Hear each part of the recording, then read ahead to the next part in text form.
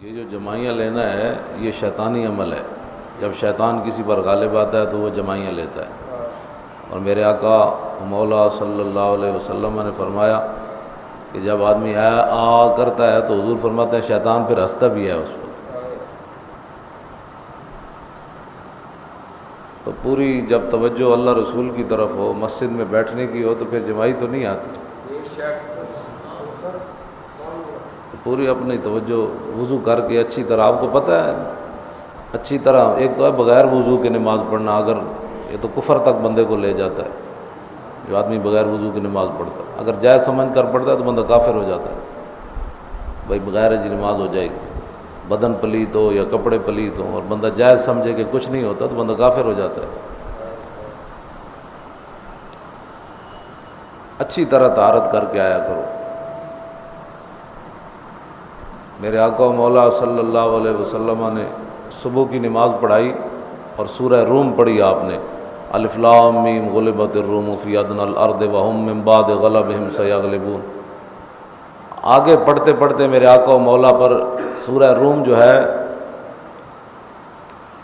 کچھ الفاظ آگے اور کچھ پیچھے ہو گئے، یعنی پڑھتے یہ ہمارے لیے تھا، ورنہ جن کے صدقے سارا کچھ ہے ان کے لیے تو کوئی مسئلہ نہیں۔ تو میرے آقا و مولا نے نماز پڑھا کر فرمایا کہ لوگوں کو کیا ہو گیا کہ وہ اچھی طرح طہارت کر کے نہیں آتے، اور ان کے اچھی طہارت نہ ہونے کی وجہ سے سورہ روم جو ہے وہ مجھے پڑھتے ہوئے آگے پیچھے ہو گئے۔ لوگ کہتے ہیں کچھ بھی نہیں ہوتا، میں نے کہا مقتدیوں کے اثرات امام پر پڑتے ہیں، اور یہ حقیقت بھی ہے۔ میں بعض دفعہ کوئی حدیث پڑھنے لگتا ہوں تو مجھے بھول جاتی ہے، لوگوں کی وجہ سے بھول جاتی ہے، ان کی طہارت کی وجہ سے، یا انہوں نے دل کدھر ہو تو گفتگو میری سن رہے ہوندے یا ٹائم ویکھ رہے ہوندے بھئی کدوں ٹائم مکنا ہے، تو انہوں دی اس نحوست دی وجہ تو میں نے بہت ساری گلاں بھی بھول جاندی ہیں۔ اس واسطے یہ رسم ہی تے ہے۔ اقبال کہندا ہوئے یہ شہادت گاہ الفت میں قدم رکھنا ہے، اور لوگ آسان سمجھتے ہیں مسلمان۔ ہفتے بعد آ کے نماز ایک جمعہ پڑھ لیا، وہ احسان کیتا اسلام ہوتے، اور وہ بھی نہ کپڑے ٹھیک، نہ بدن ٹھیک، نہ جمعے دی کوئی تیاری، نہ حجامت۔ حدیث پاک میں موجود ہے کہ جمعرات کی شام کو حضور جمعے کی تیاری شروع فرما دیتے، یعنی بدھ جدوں ختم ہوتا ہے نا جمعرات شام پوندی، یہ نہیں مراد جی شام گزری، جمعرات کی شام کو حضور جمعے کی تیاری شروع فرما دیتے۔ اور ایک اسی ہیں جناب ناڑا بندے تو لیٹرین جو نکلے پھر انہوں نے ناڑا بندے وضو کی تعین کر کے جمعے کے ساتھ مل گیا، تو کیا نماز ہے وہ، کیا باتیں ہیں، کیا دین ہے۔ ٹائم جو یہ بہت مصروف ہے، ان کے پاس سارا دن رات۔ حضور نے فرمایا ایک وقت آئے گا لوگ گدھیں دی طرح راتی محنت کرن گے، دیہڑی گدھیں دی طرح محنت کرن گے تے راتی مرداراں دی طرح سو جان گے، یعنی گدھے اتنے لدی آؤ انہیں کہڑا بولنا ہے، تو بھائی پیسہ پیسہ پیسہ، دیہڑی ساری کم کیتا، رات پئی تے ظاہر ہو گدھے دی طرح۔ میرے آقا نے فرمایا گدھے دی طرح محنت کرن گے، راتی مرداراں دی طرح ستے رہن گے، مسیتاں خالی ہو جان گی۔ لوگوں کے پاس ٹائم ہی نہیں ہے۔ کتے لوگ رکھے ہوندے ہیں، سویرے جا کے انہوں نے پیشاب کرانے واسطے لوگ لے جا رہے ہوندے ہیں، یہ ٹائم لوگوں کے پاس ہے کتے کھڈانے کے لیے، ورزش کے لیے ان کے پاس ٹائم ہے، دکانداری کے لیے ٹائم ہے، ٹائم نہیں ہے تو دین کے لیے نہیں ہے ان کے پاس۔ اور پھر دین دے رازدار ہیں بنن گے، سانو ہی کہن گے او مولانا صاحب تھوڑی جی وہ سپیکر نہ ہی چلاؤ تو کی حرج ہے۔ میں کہا تینوں پتہ ہے، تینوں تو کل واللہ نہیں آتی، تو میں نے تبلیغ کرنا، پھر ہمیں بزدلیاں سکھائیں گے، نہیں حالات نہیں ٹھیک، وہ حالات نہیں ٹھیک۔ اپنا آپ یہ حال ہے دین دے، نماز بھی کوئی نہیں آتی، این جمائیاں لے رہے، مولانا تقریر کر رہے تھے یہ جمائیاں لے رہے۔ اس واسطے اچھی طرح طہارت کر کے آیا کرو۔ اے مقتدیاں جڑے اثرات ہیں یہ امامت بھی پوندے، ورنہ حضور کے لیے تو بات ہی کوئی نہیں تھی۔ میرے آقا و مولا پر سورہ روم کیوں جو ہے وہ مشتبہ ہو گئی، کیوں وہ آگے پیچھے الفاظ ہو گئے؟ قیامت تک فرمایا کہ اب بتائیں بندہ پچھلا بندہ کام کرے تو اگلے پر اثر پڑ جائے، تو بندہ خود گناہ کرے وہ تے اثر کوئی نہیں پڑنا، یعنی صرف طہارت ٹھیک نہ ہوئے بندے دی، وضو نے کیتا ہے مسجد بھی آیا لیکن وہ طہارت ٹھیک نہیں تے اگلے بندے تے بھی اثر پہ گیا. حضور کی بات نہیں کر رہا، میری اور آپ کی بات کر رہا ہوں. حضور کی شان تو وراء الورا ہے. تے بندہ خود ساری رات کیبلہ ویکھے، ساری رات گناہ کرے، حضور دی امت نو 2 نمبر مال کھواوے، رشوت لوے، حرام کماوے، جھوٹیاں گواہیاں دے جا کے اتھے عدالتاں وچ جھوٹیاں گواہیاں. حضرت حضور نے جھوٹی گل دے بارے کتنا سخت فرمایا، اے بھی ذرا سنو. آج لوگ جھوٹ بولن لگے، کہتے مولانا صاحب جھوٹ سوا گزارا نہیں. 70 کبیرہ گناہ حافظ زابی لکھے، انہوں نے جو پہلا کبیرہ گناہ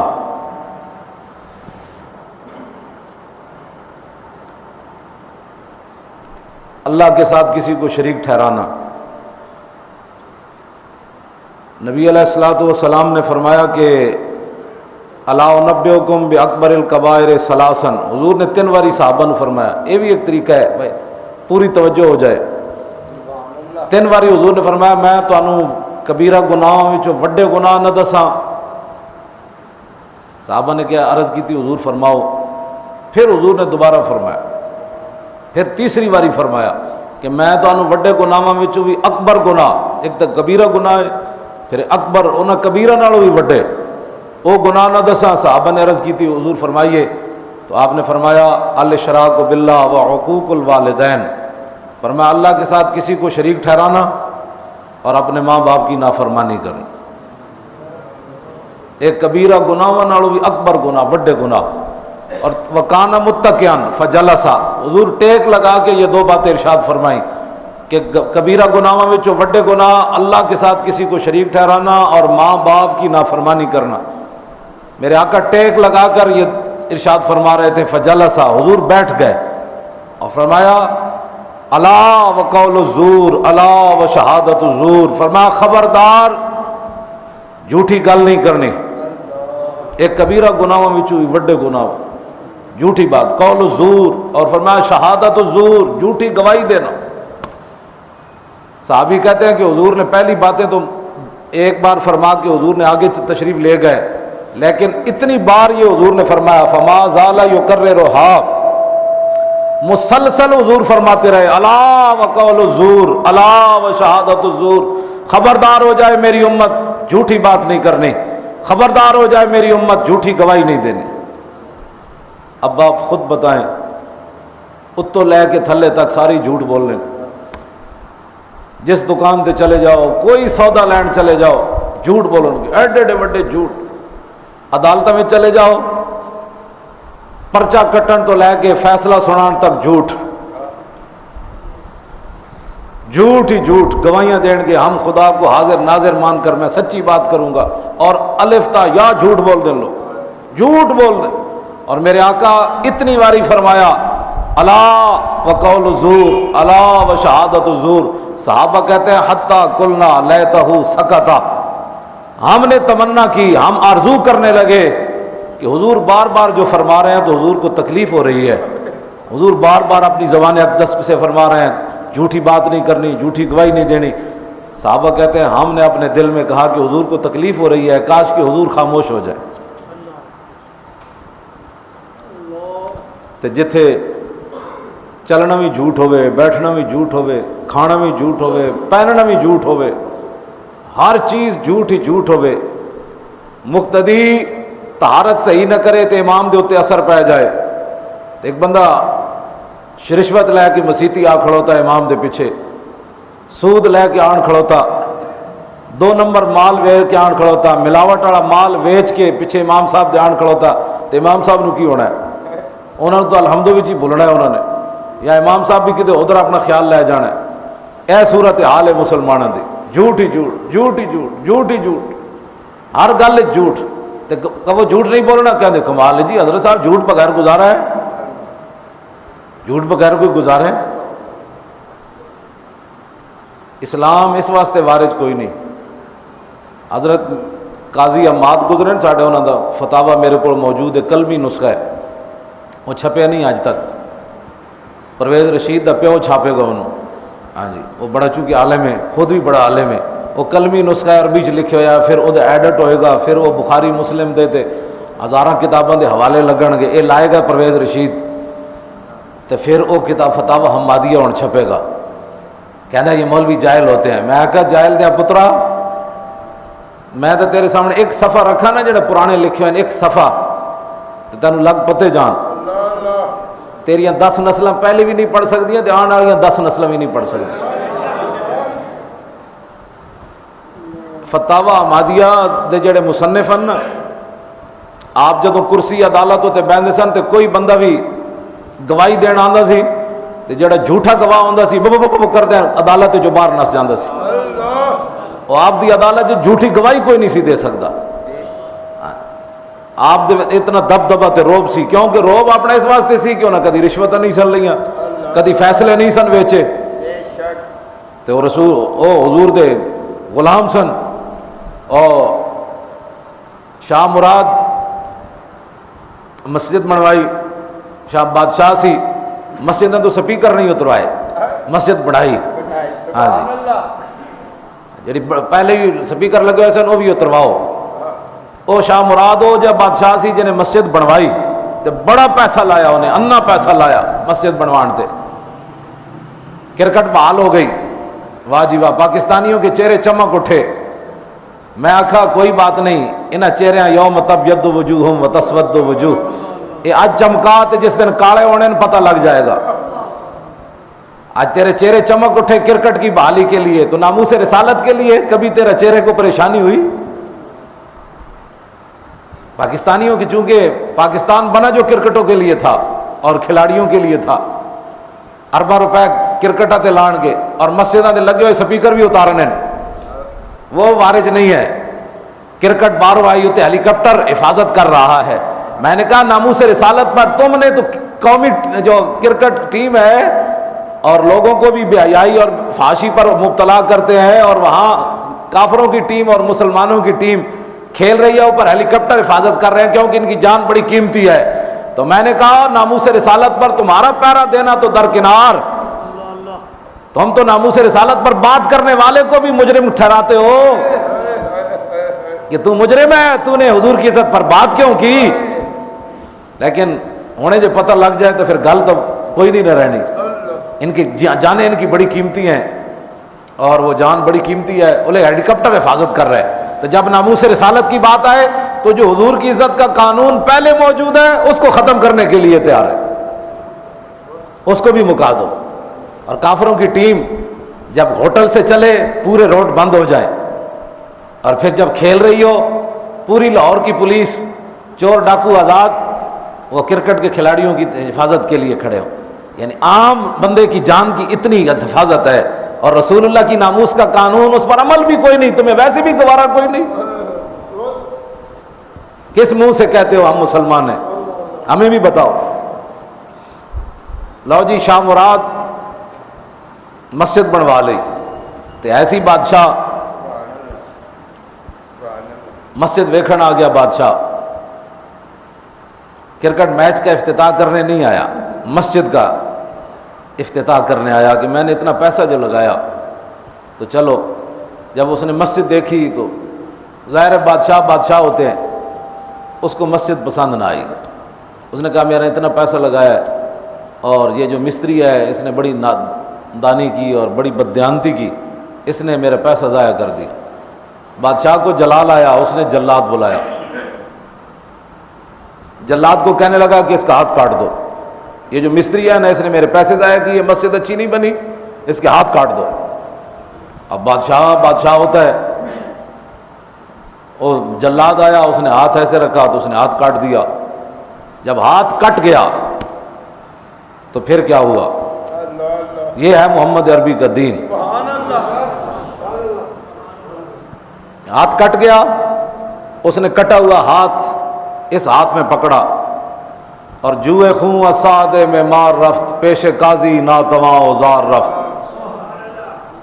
خون دے فوارے جاری، دوئے ہاتھ کٹے ہوئے ہاتھ موجود، چلدیاں جا کے عدالت پیش ہو گیا، نہ وکیل نہ مچل کے، ہاتھ کٹے ہوئے سیدھا قاضی دی عدالت جا پہنچیا۔ انہوں نے کہا گفتہ پیغام حق گفتارے تو، حفظ آئین محمد کارے تو۔ انہیں کہا دس تو اس کرسی تے کیوں بیٹھے ہاں؟ بادشاہاں دی حفاظت واسطے بیٹھے ہاں یا محمد عربی دے دین دی حفاظت واسطے بیٹھے ہاں؟ دس کیوں بیٹھے ہاں؟ انہیں کہا یار حضور دے دین دی حفاظت واسطے بیٹھے ہاں۔ انہیں کہا ویکھ ہے بادشاہ نے میرے نال کیا کیتا ہے؟ انہیں کہا کی ہویا؟ انہیں کہا بادشاہ نے میرا ہاتھ کٹ دیتا ہے۔ انہیں کہا کیوں؟ انہیں کہا میں مسجد بنائی انہوں پسند نہیں آئی۔ انہیں کہا اچھا۔ انہیں اپنے کارندے بلائے، انہیں کہا جاؤ بادشاہ نو گرفتار کر کے میری عدالت وچ لے آؤ۔ قاضی عادل بدندہ خستہ لب کردہ شارہ در حضور خود طلب، انہوں نے ہاتھ کٹے۔ انہیں کہا یار مسجد صحیح نہیں بنائی تو دا ایسی کہ مسلمان کا تو ہاتھ کٹ دیتا ہے۔ انہیں ہاتھ کٹے جو غصے نال، انہیں کہا بلاؤ بادشاہ نو۔ وہ گئے بادشاہ نو بلان، شاہ مراد نو، وہ دے کارندے گئے قاضی دے، انہیں کہا جناب محمد عربی کا دین کا قاضی آپ کو عدالت میں طلب کر رہا ہے۔ انہیں کہا چھڈو پرے، میں مسجدوں دے سپیکر لانا، میں درود و سلام دے پابندیاں لانا، مینوں کو پوچھ سکنا؟ اقبال کہندا کلندر لاہوری کہندا رنگ شاز ہیبت قرآن پرید پیش قاضی چوں خطا کارا رسید۔ اقبال کہندا جدوں نے سنیا کہ محمد عربی کے دین کا قاضی تمہیں بلا رہا ہے تو رنگ شاز ہیبت قرآن پرید۔ اقبال کہندا بادشاہ دا رنگ فق ہو گیا، انہیں کیا ہون تے قرآن دے مطابق فیصلہ ہونا ہے، رشوت تے تھے چلدی کوئی نہیں، سفارش تے تھے چلدی کوئی نہیں۔ اقبال کہندا پھر او این جناب سر جھکا کے قاضی دی عدالت وچ پیش ہویا۔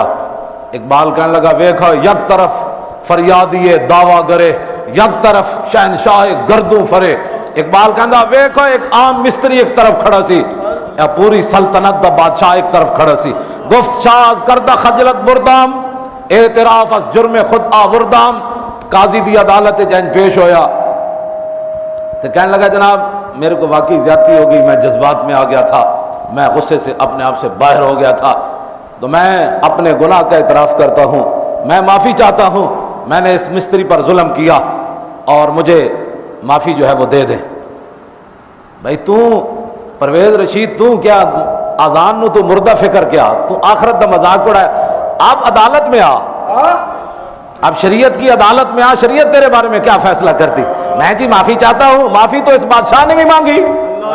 گفت شاز کردہ خجلت بردام، اعتراف از جرم خود آوردام۔ وہ کہنے لگا میں بڑا شرمندہ ہے، یہ کہتا ہے اگر کسی کی دل آزاری ہوئی، میں نے کہا کسی کی دل آزاری نہیں ہوئی، یہ تو اللہ رسول کے قانون کا تو نے مذاق اڑایا، یہ میری دل آزاری نہیں ہوئی، پاکستانیوں کی نہیں ہوئی، سوا عرب مسلمانوں کی دل آزاری ہوئی ہے۔ تو نے قیامت کا مذاق اڑایا، تو نے اذان کا مذاق اڑایا، تو کہتا ہے جی کسی کی دل آزاری ہوئی، ہر مسلمان کی دل آزاری ہوئی۔ ہم گناہگار ضرور ہیں لیکن قرآن و حدیث کے بارے میں کسی سے جملہ سن سکتے؟ بدلے گا زمانہ لاکھ مگر قرآن نہیں بدلا جائے گا، اے قول محمد قول خدا فرمان نہیں بدلا جائے گا۔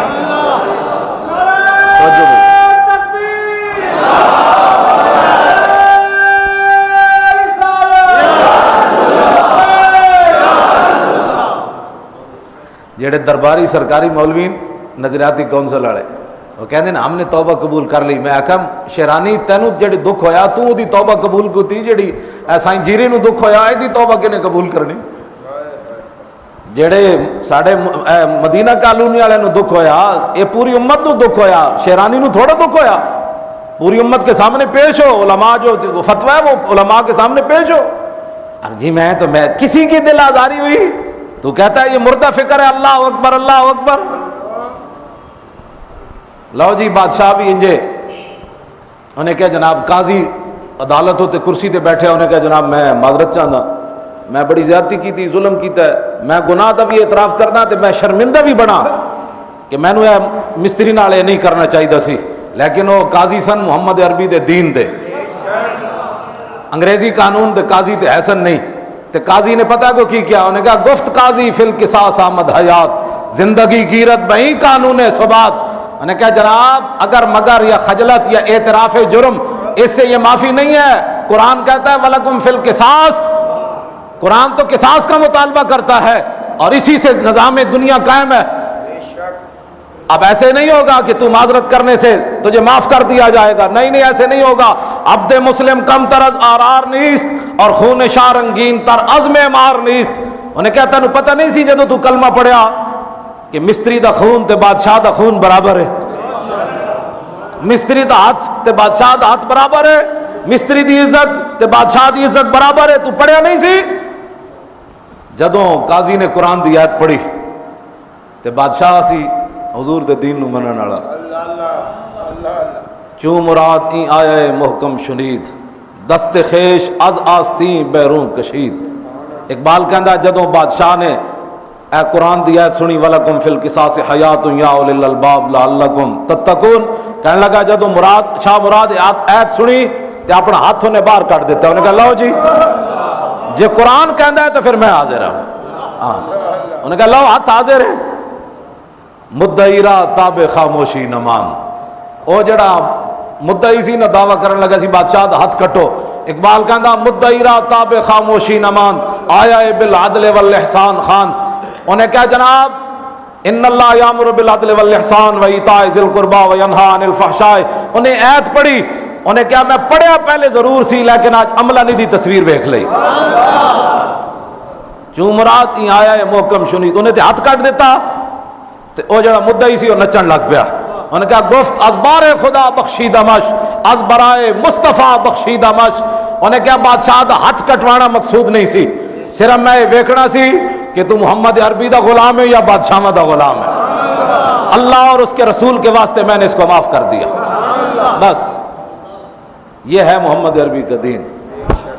ہم کہتے ہیں میٹھا میٹھا دین بیان کرو، کسی کو کوئی تکلیف نہ ہو.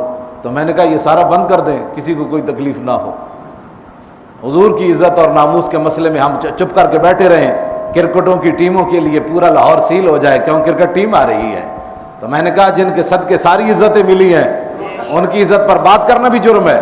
اب میں نے جو 1.5 رکوع پڑھا ہے آپ کے سامنے، یہ تو میں نے ویسے وہ پرویز رشید کے لیے پڑھا، یہ اقبال کا واقعہ بیان کیا نا. اب جو میں نے 1.5 رکوع پڑھا ہے 12ویں پارے کا آخری، وقال الملک، حضرت یوسف علیہ السلام قید میں رہے، اتھے خواباں دیاں تعبیراں دسیاں. وقال للذی ظن انہ ناج من مذکرنی عند ربک. تے جس بندے نو آپ نے خواب دسی سی نا بھئی تو بادشاہ نو دوبارہ خدمت وچ مامور ہو جائے گا، انہوں آپ نے فرمایا یار جدوں تو رہا ہو کے جائے نا تے بادشاہ کو میرا ذکر ضرور کری بھئی اتھے قیدی اے جو بھی موجود ہے. فانسا الشیطان فلبث فی فانسا الشیطان ذکر ربی فلبث فی. میں جان بوجھ کے کرنا بھی تسی دھیان آیا کہ کوئی نہیں.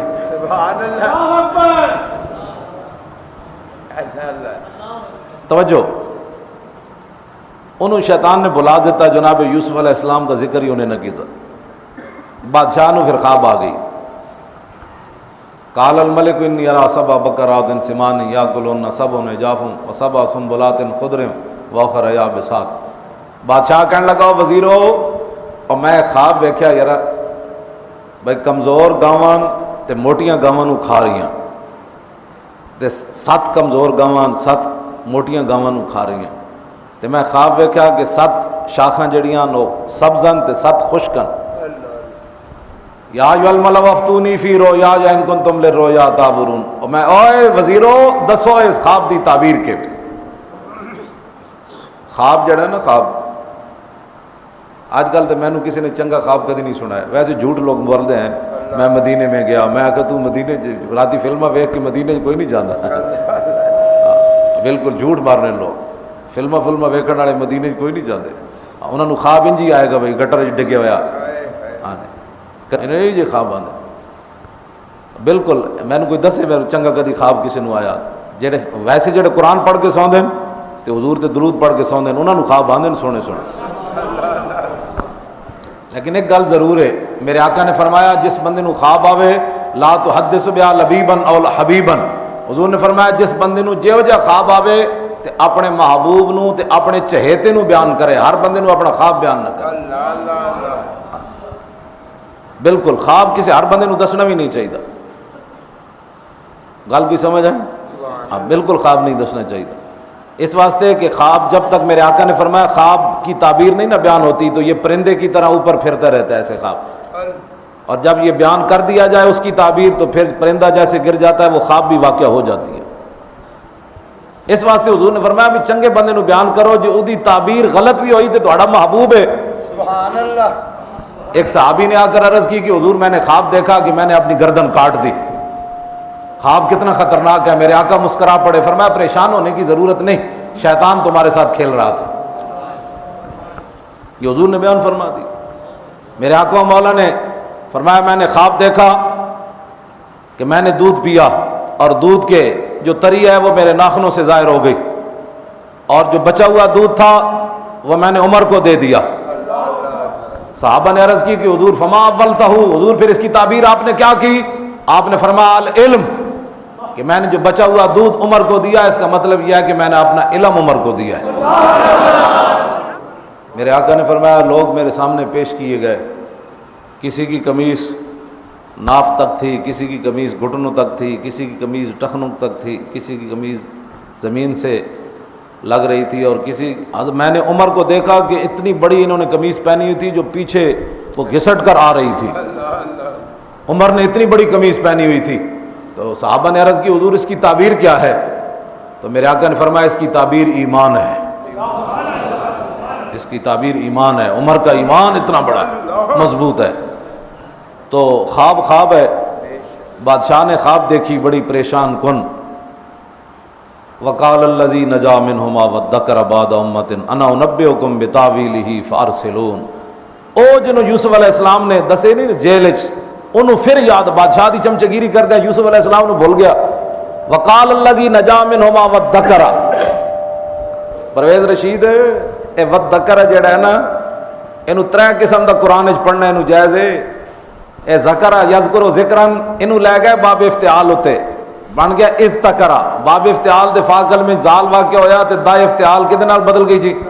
دال نال. تے ایک تے اینو اس طرح پڑھنا جائز ہے اذکر یذکر اذکار. دوسرا دا قانون اے وے کہ دال نو زال کرو, زال نو زال وچ ادغام کرو اذکر. اور تیسرا اے جڑا قرآن وچ خود موجود ہے کہ زال کو دال کرو پھر دال کا دال میں ادغام کرو اذکر. وقال الذی نجا منہما وذکر. اور کوئی سمجھ آئی؟